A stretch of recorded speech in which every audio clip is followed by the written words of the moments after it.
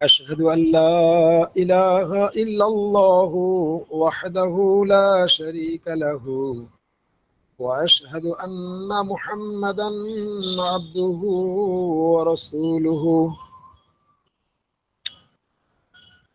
শ্রদ্ধেয় প্রিয় শ্রোতা মণ্ডলী, আপনাদের সম্মুখে নামাজের বিষয় নিয়ে আলোচনা করছিলাম। আজ আলোচনা করব ইমামের পিছনে মুক্তাদিদের সূরা ফাতিহা পড়তে হবে।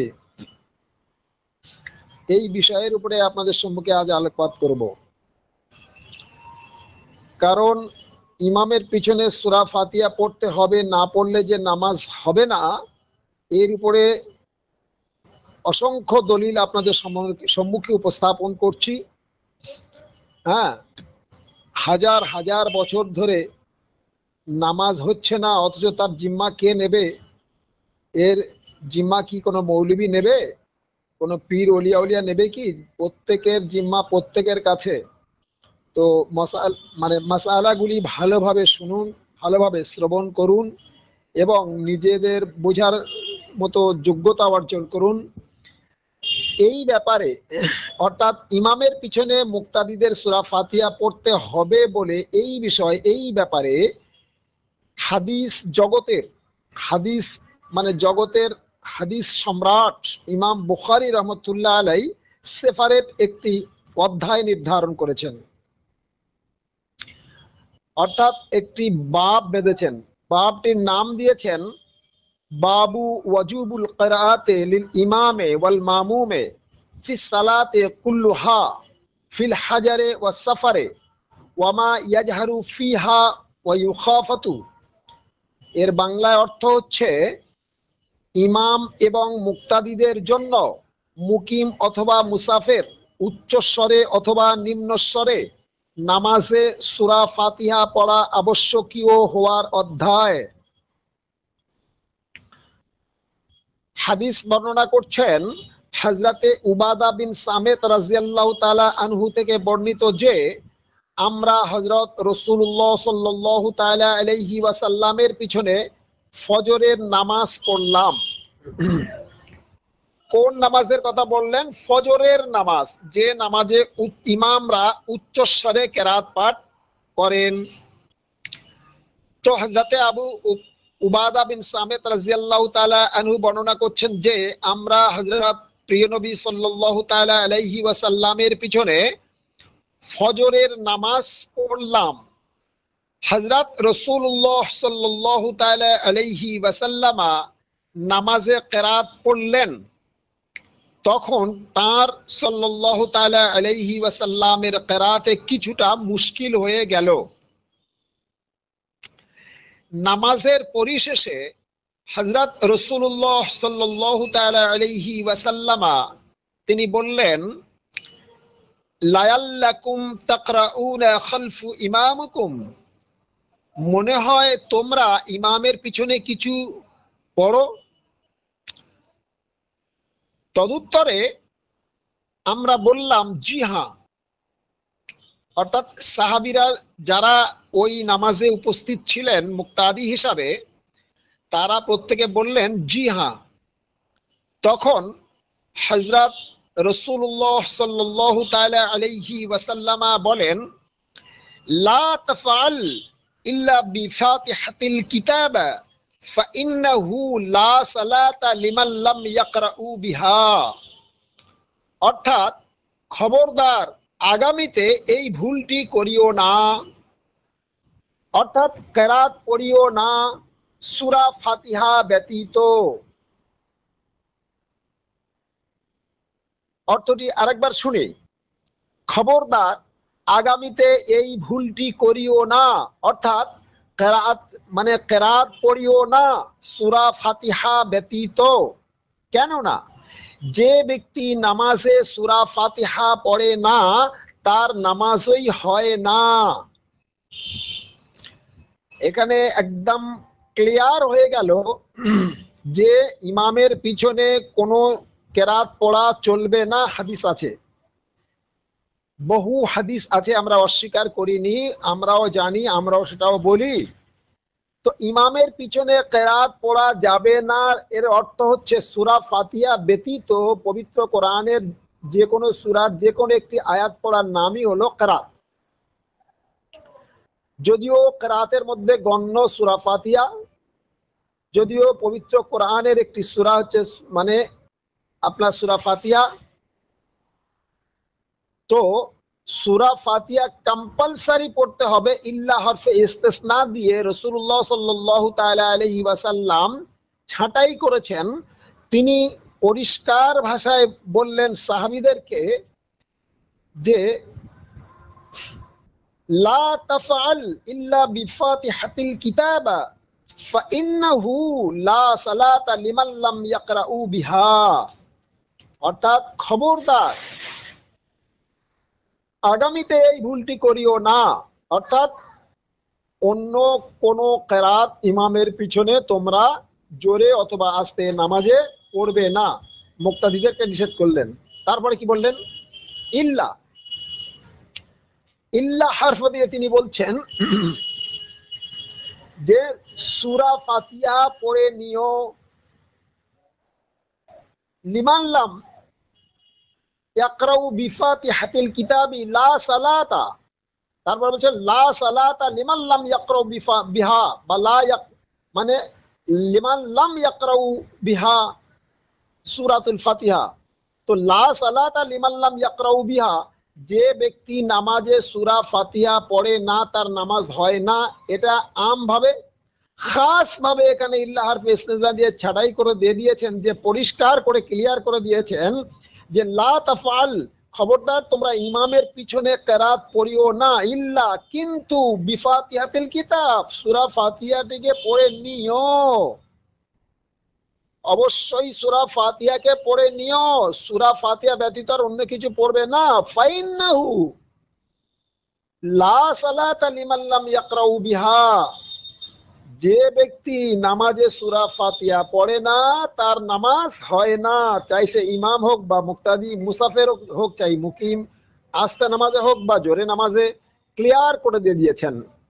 হাদিসটি এসেছে তিরমিজি শরীফ 49 নম্বর হাদিস, আবু দাউদ 146 নম্বর হাদিস, আল জামি' 2082 নম্বর হাদিস, আহমদ পঞ্চম খণ্ড 316 নম্বর হাদিস, আবু দাউদ 823 নম্বর হাদিস, কিতাবুস সালাত, বাবু মান তারাকাল কিরাআতা ফি সালাতিহি বিউম্মিল কিতাব, তিরমিজি 311 নম্বর হাদিস, ইবনুল জারুদ 118 নম্বর হাদিস, হাকিম প্রথম খণ্ড 238 নম্বর হাদিস। এতগুলি হাদিস গ্রন্থে ওই হাদিস বর্ণনা করা হয়েছে। যে হাদিসটি সম্পর্কে আমরা এতই জোর দিই, শুধু জোর আমরা দিই না, কারা কারা জোর দিয়েছেন একবার শুনে নিন, চক্ষু অন্ধকার হয়ে যাবে।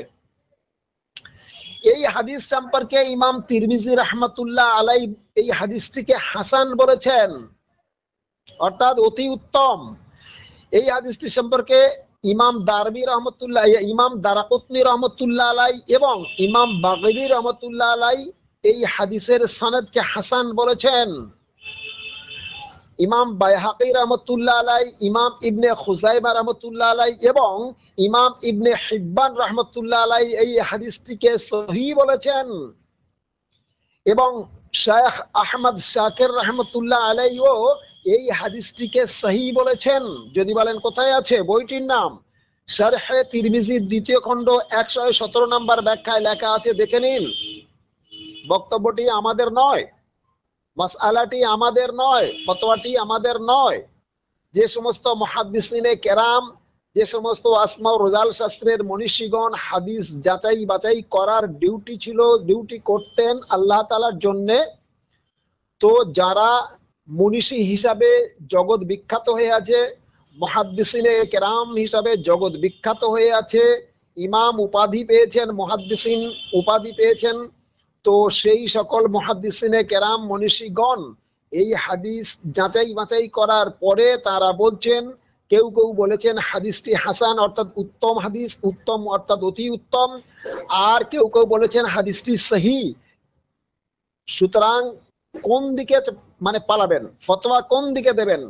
আর বিপরীত মাসলা যারা পেশ করেন তারা একবার চিন্তা করুন,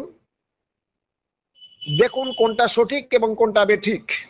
এবারে আসুন, যখন হযরতে আবু হুরায়রা রাদিয়াল্লাহু তাআলা আনহু এই হাদিসটিকে বর্ণনা করছিলেন, মান সাল্লা সালাতা লাম ইয়াকরাউ ফিহা বিউম্মিল কুরআনা ফাহিয়া খাদাজিন, তখন রাবি আবু সাহেব রাদিয়াল্লাহু তাআলা আনহু বললেন, হে আবু হুরায়রা রাদিয়াল্লাহু তাআলা আনহু, ইন্নী আহইয়ানা আকুনা ওয়ারাইল ইমামে, অর্থাৎ আমি কোন কোন সময় ইমামের পিছনে নামাজ পড়েছি।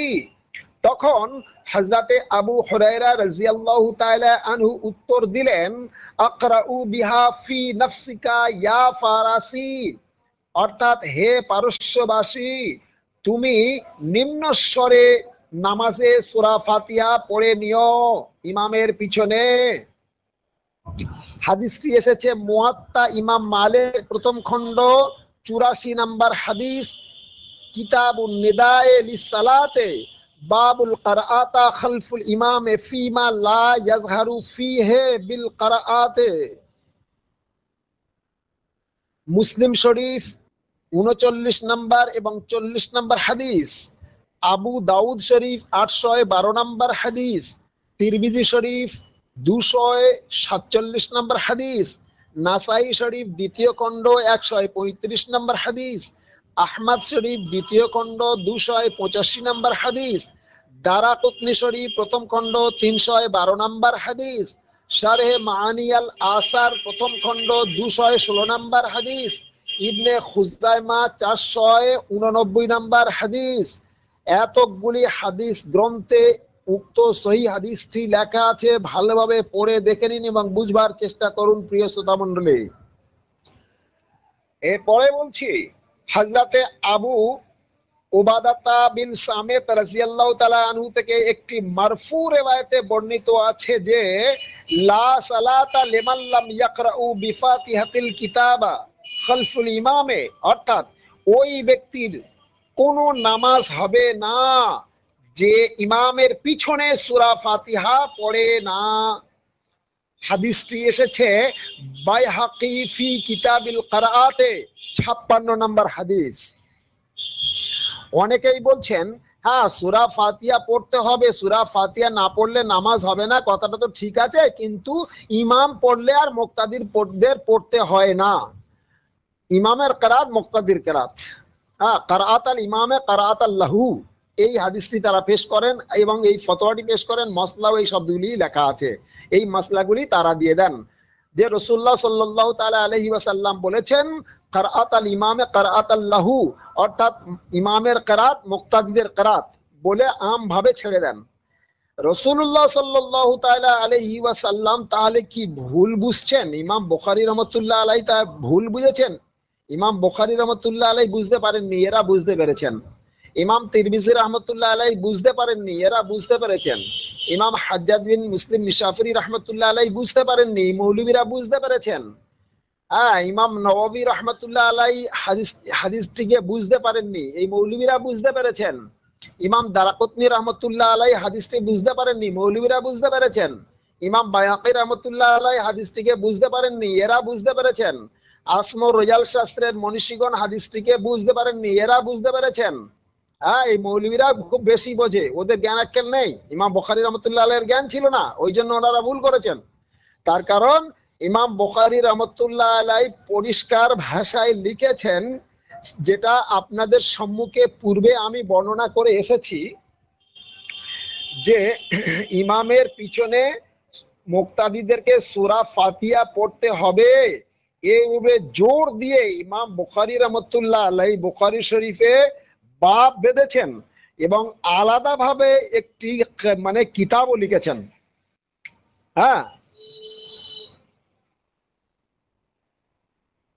কিরাআতান খালফুল ইমামে তিনি আলাদা মানে কিরাত মানে সূরা ফাতিহা পড়তে হবে ইমামের পিছনে, আলাদা একটি কিতাব লিখেছেন, হাদিসের কিতাব আলাদা করে। এবং তিনি হাদিসে মানে ইমামের পিছনে মুক্তাদিদের সূরা ফাতিহা পড়তে হবে বলে একটি বাবও বেঁধেছেন।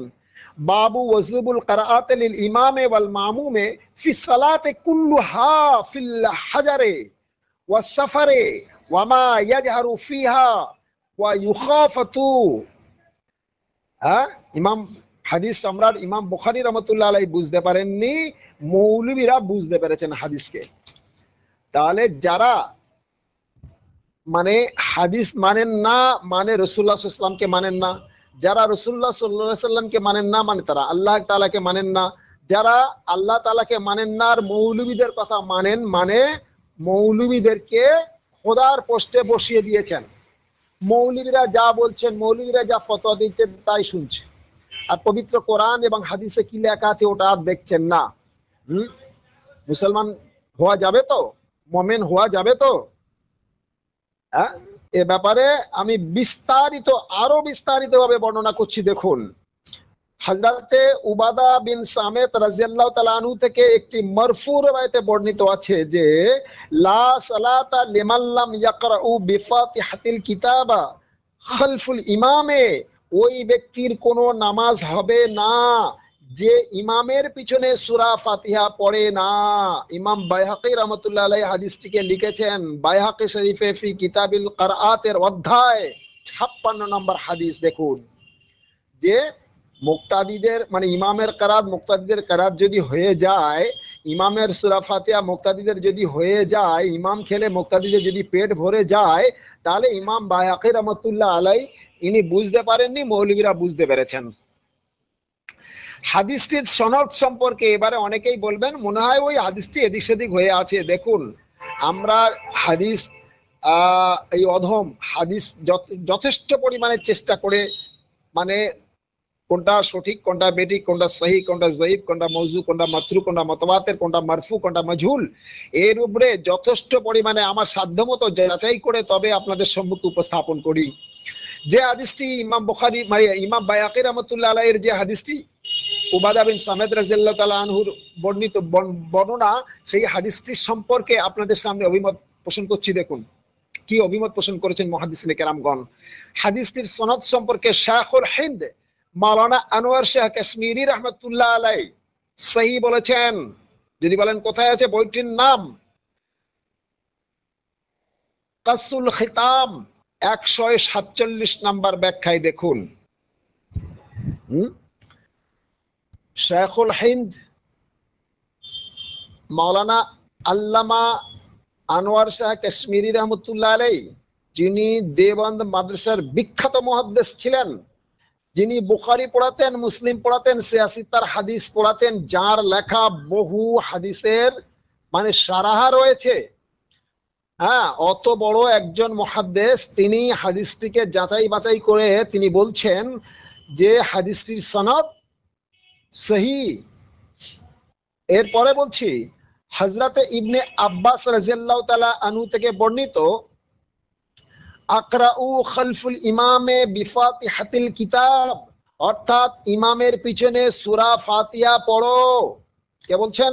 হযরতে ইবনে আব্বাস রাদিয়াল্লাহু তাআলা আনহু, যিনি রাইসুল মুফাসসিরিন হযরত প্রিয় নবী সাল্লাল্লাহু তাআলা আলাইহি ওয়াসাল্লাম বলেছেন যে মানে আপনার আহলে বায়াতের পরে, আহলে বায়াতদের পরে পৃথিবীর উপরিভাগে কোরআন বোঝার ক্ষেত্রে কোরআনের একমাত্র ব্যাখ্যাকারক, মুফাসসির, কোরআন তাফসীরকারক, কোরআন মানে বুঝদার, তিনি হচ্ছেন হযরত ইবনে আব্বাস রাদিয়াল্লাহু তাআলা আনহু, যার নাম আব্দুল্লাহ বিন আব্বাস বলা হয়।